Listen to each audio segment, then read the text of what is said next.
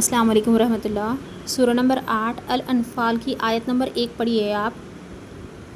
یہ آپ سے مال غنیمت کے بارے میں دریافت کرتے ہیں، آپ کہہ دیجئے یہ غنیمتیں اللہ کی ہے اور رسول کی ہے، پس تم ڈرو اللہ سے اور اپنے باہمی تعلقات کو درست رکھو اور اللہ کے رسول کی فرمانبرداری کرو اگر تم یقین رکھتے ہو۔ اللہ تعالیٰ بول رہے اپنے پیارے حبیب صلی اللہ علیہ وسلم سے کہ یہ آپ سے مال غنیمت کے بارے میں پوچھیں گے، دریافت کریں گے۔ آپ کہہ دیجئے یہ غنیمت جو مال ہے وہ اللہ کا ہے اور اس کا رسول کا ہے۔ مال غنیمت کا مال کس کو بولتے ہیں کہ جو جنگ کرنے کے بعد، کافرین سے جو جنگ ہوتی تھی مسلمانوں کی، اس کے بعد جو مال بچتا تھا، جنگ جیتنے کے بعد جو مال بچتا تھا اس کو کہتے ہیں مال غنیمت۔ یعنی کہ جو سامنے مخالف گروہ رہتا تھا، اپوزٹ پارٹی جو رہتی تھی، ان کو شکست دینے کے بعد، ہرا دینے کے بعد جو مال بچ جاتا تھا ان کا سرمایہ، جیسا کہ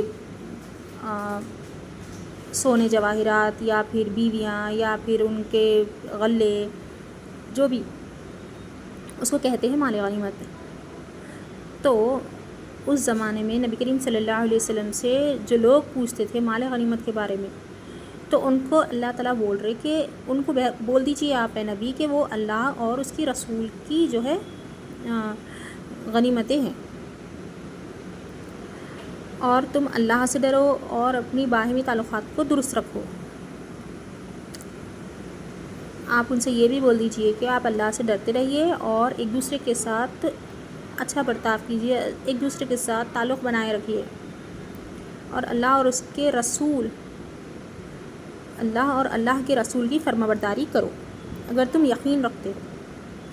آپ بول دیجئے ان سے کہ اگر تم یقین رکھتے کہ میں رسول ہوں، اس بات کا اگر تم یقین رکھتے ہو تو تم ایک دوسرے کے ساتھ اچھا تعلق رکھو اور اللہ اور اس کے رسول کی فرمانبرداری کرو، یہ آپ کہہ دیجئے۔